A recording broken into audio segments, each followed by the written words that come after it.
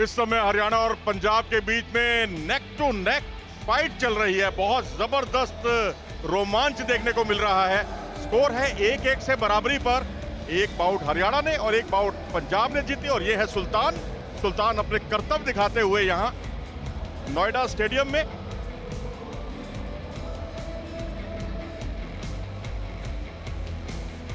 और ये सुल्तान के जलवे।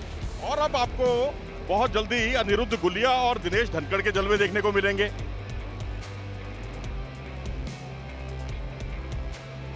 जहां ऐसा लग रहा है कि जैसे बाईफॉल वाला उन्होंने मूव बना दिया हो। लीजिए, यह है मुकाबला सुपर हैवीवेट वर्ग का। इससे ऊपर कोई वजन नहीं होता। अनिरुद्ध वर्सेस दिनेश धनखड़।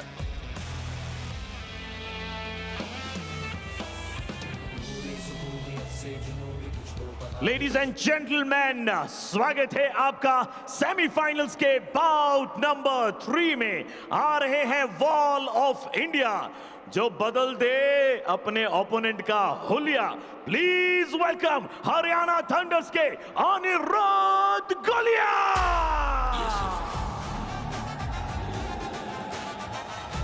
और अनिरुद्ध गुलिया के फैंस को आप देख सकते हैं, आप उनके कोच को देख सकते हैं। और जो कुछ उन्होंने सीखा, जहां उड़ेलने की बारी है उसको दिखाने की बारी है। कर्तव्य कौशल का ये खेल है। और यहां पर सिंगल लेग अटैक इनके पसंदीदा दाव है। फिटनेस और डिफेंस थोड़ी सी चुनौती जरूर है। और घुटने की इंजरी रही, कमर की इंजरी रही, लेकिन उसके बाद इनका लौटना बहुत कुछ बयान करता है। और पीछे तो इन्होंने जो लोकान किया था, दिनेश हटे थे, वो बड़ा देखने वाला था। इनकी जो पिछली बाउट हुई थी 7-5 से, वहां 5-7 से ये हारे थे। एक्टिविटी टाइम और टेक डाउन का ही मामला रहा वहां। और अगर आप इनके मुकाबलों को देखिए, पहले हारे, जीते, फिर हारे, फिर अगले 2 मुकाबले जीतकर अच्छी खासी ऊर्जा जुटाई उन्होंने। लेडीज एंड जेंटलमैन, जिंदगी की सारी चुनौतियों से लड़कर, उन्हें दंगल में पछाड़कर आ रहे हैं अपनी टीम का मनोबल बढ़ाने दिनेश धनखड़।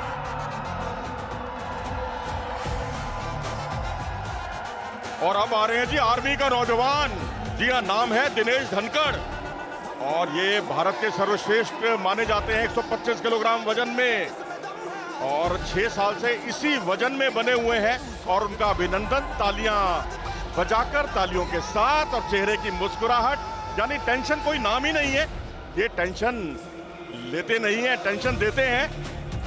और इनको खाना बड़ा पसंद है, सोना बहुत पसंद है, रेस्ट करना चाहते हैं। ये चूरमा इनका फेवरेट है। सेकंड और गहरी बहुत अच्छे तरीके से लगाते हैं। और पिछला मुकाबला अगर आप देखेंगे, एक फोरफिट था, रौनक से हार का सामना करना पड़ा।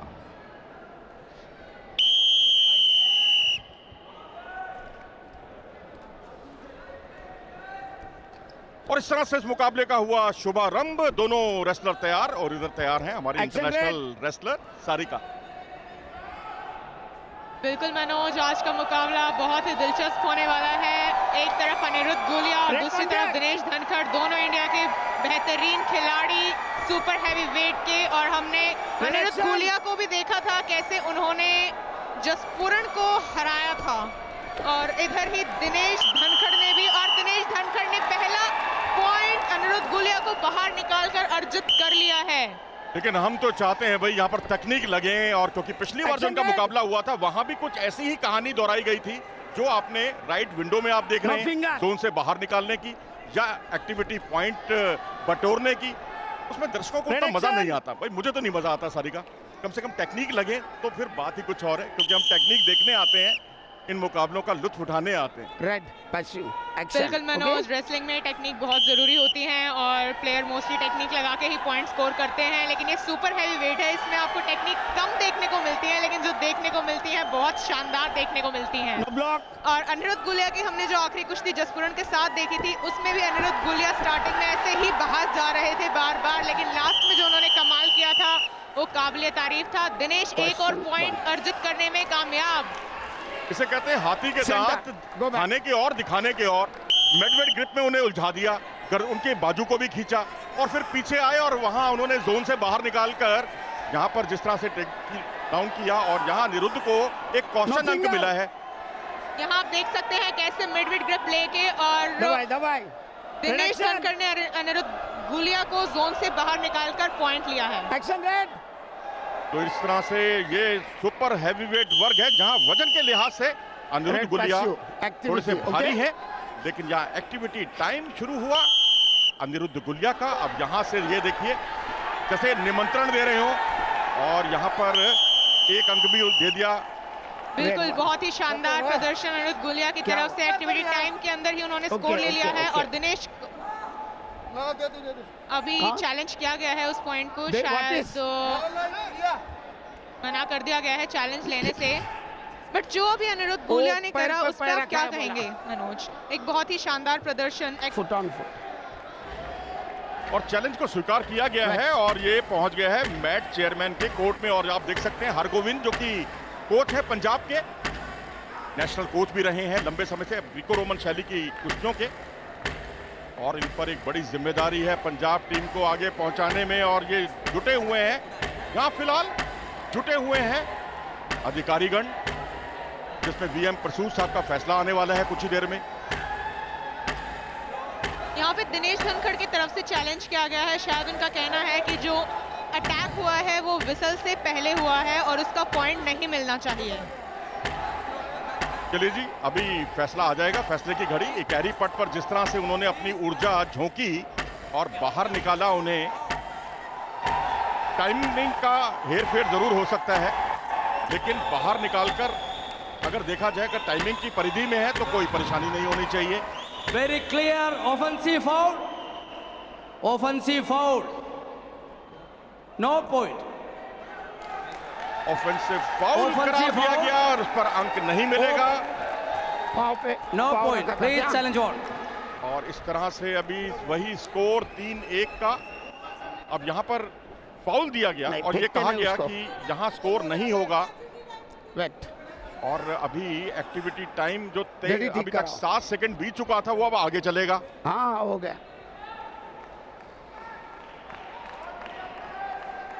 ओके और स्कोर वही 3-0, कोई इसमें इजाफा नहीं। और वो अब एक्टिविटी टाइम पूरा करना ही होगा आपको 30 सेकंड का।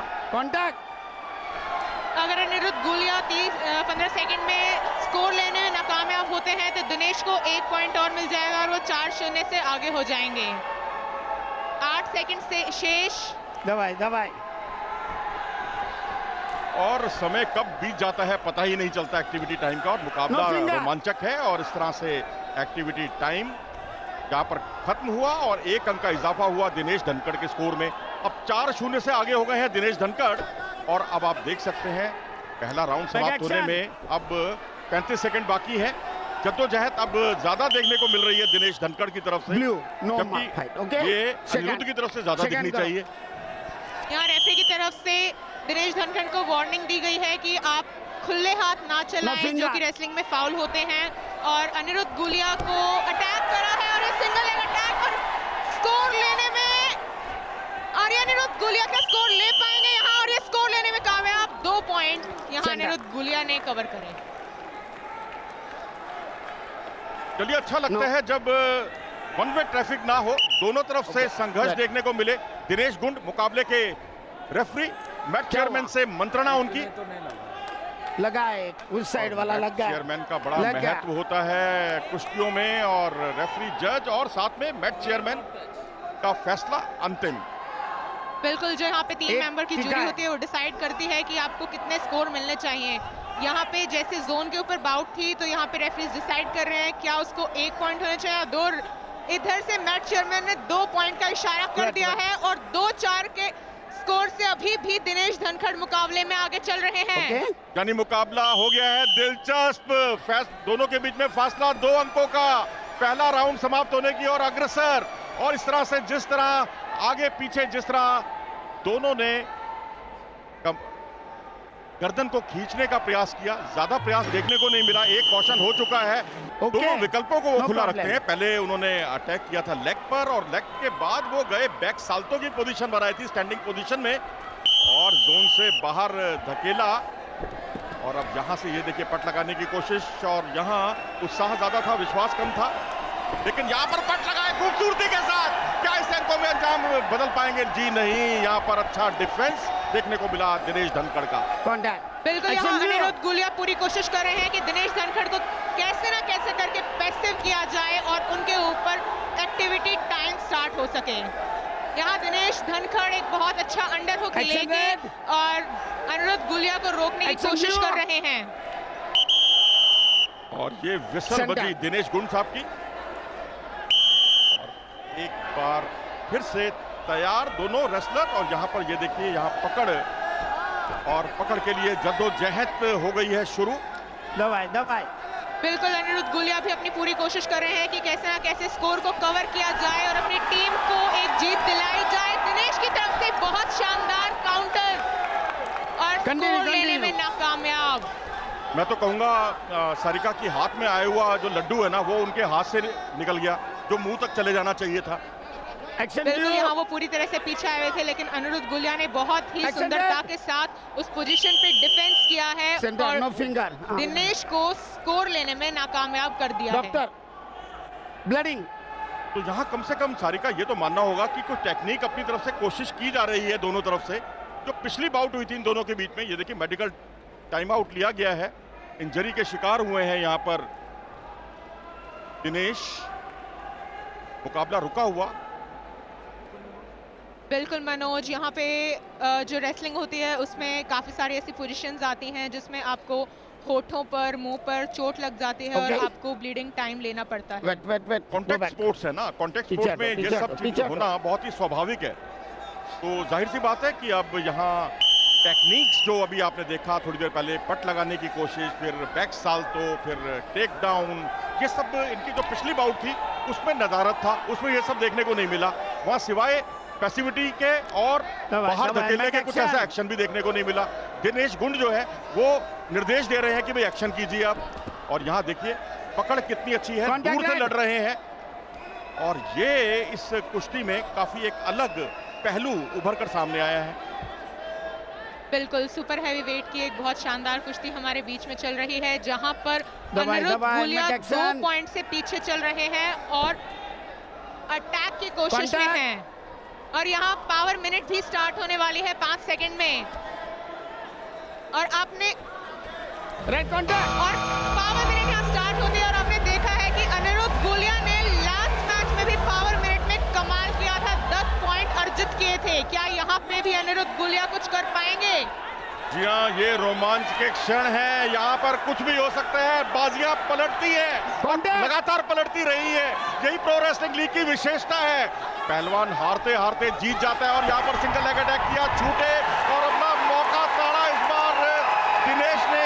क्या बाई फॉल करने में कामयाब हो पाएंगे? बाल बाल बचे हैं और अनिरुद्ध, और यहाँ पर रोमांचक क्षण 8-2 की बढ़त।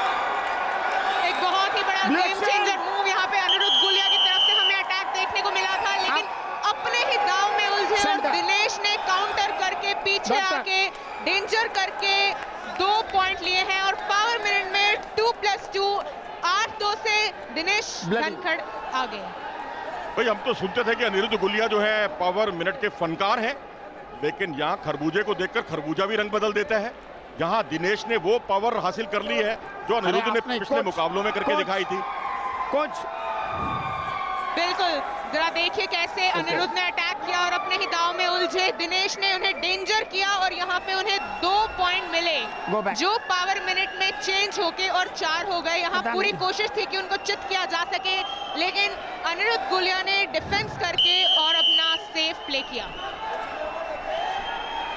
तो इस तरह से आखिरी क्षणों का मुकाबला, 12 सेकंड बाकी और यहाँ जद्दोजहद चलती हुई पट लगाने की कोशिश और अच्छी ग्रिप का प्रदर्शन दूसरी तरफ से डाल में पात और यहाँ देखिए यहाँ बेहतरीन तरीके से पीछे टेक डाउन किया, पीछे आए और यहाँ पर 2 अंक बटोरने में कामयाब हो गए अनिरुद्ध गुलिया। और यहाँ स्थिति पलटी नहीं, यहाँ पर 6-8, जी हाँ, समय काश कुछ और होता तो स्थिति कुछ और हो सकती थी।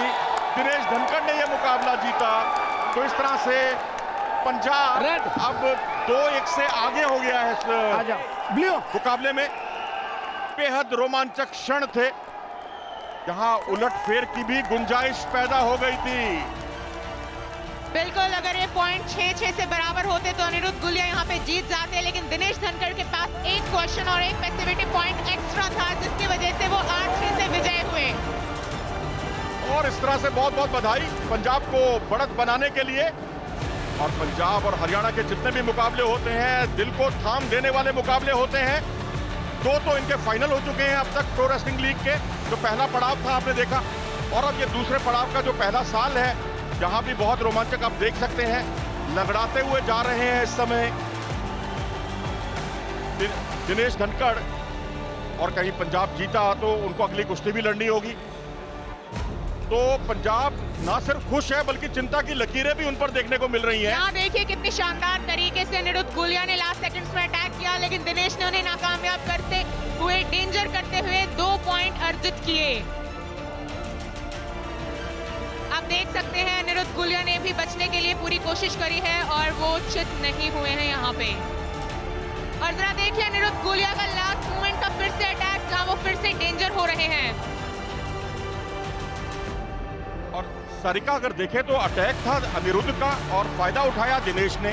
ये काउंटर अटैक जो है, ये बहुत कुछ बयान करते हैं और उसी को का नतीजा है कि दिनेश इस मुकाबले में विजयी रहे। बिल्कुल, यहाँ पे दिनेश ने बहुत अच्छा काउंटर अटैक करा है और यहाँ पे उन्होंने अनिरुद्ध गुलिया को स्कोर लेने में नाकामयाब किया है और अपनी पावर का और टेक्निक का पूरा प्रदर्शन यहाँ दिखाया है। और अगर आप मैच स्कोर की बात करें तो इस वक्त पंजाब रॉयल्स तरीके से 2-1 से आगे हरियाणा थंडर्स के खिलाफ। और ये नोएडा इंडोर स्टेडियम में अब अगले मुकाबले का बेसब्री से इंतजार। काजल ढोचक वर्सेस प्रिया मलिक।